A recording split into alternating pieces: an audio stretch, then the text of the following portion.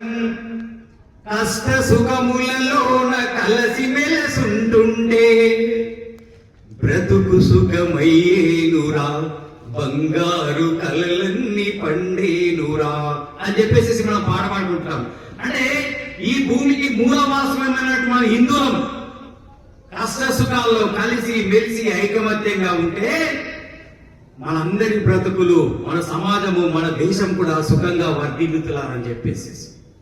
అట్లా ఎప్పుడైతే హిందూ సమాజము శక్తివంతంగా ఉండిందో అప్పుడు మన దేశం పైన దురాక్రమణ చేసినటువంటి అనేక మంది దురాక్రమణదారుల్ని, దోపిడీదారుల్ని మన దేశము, మన సమాజము తిప్పికొట్టింది.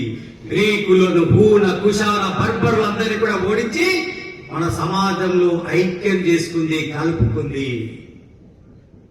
మన హిందూ సమాజం ఐకమత్యంగా ఉన్నప్పుడు, సంఘటితంగా ఉన్నప్పుడు, శక్తివంతంగా ఉన్నప్పుడు మన భారతదేశము విదేశాలన్నిటికీ కూడా ఒక మార్గదర్శక దేశంగా విలసిల్లినటువంటి దేశము. పుణ్యభూమిగా, మోక్షభూమిగా, కర్మభూమిగా, వేదభూమిగా విలసిల్లినటువంటి దేశం.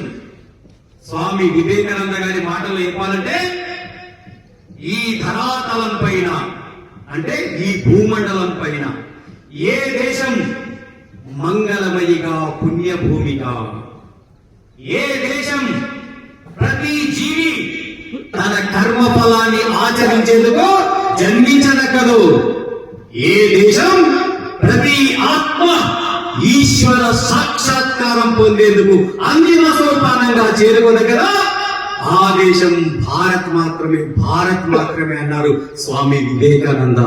అట్లాంటి పుణ్యభూమి, మోక్షభూమి, కర్మభూమి, వేదభూమిగా వెలిసినటువంటి భూమి మన ప్రియతమ భారత ధరిత్రి. అంతేకాదు విశ్వగురువుగా విలసిల్లినది విశాల భారతముఖనని చెప్పేసి మనం పాడబడుకుంటాం. ప్రపంచానికి జ్ఞాన భిక్ష పెట్టినటువంటి దేశం మనది.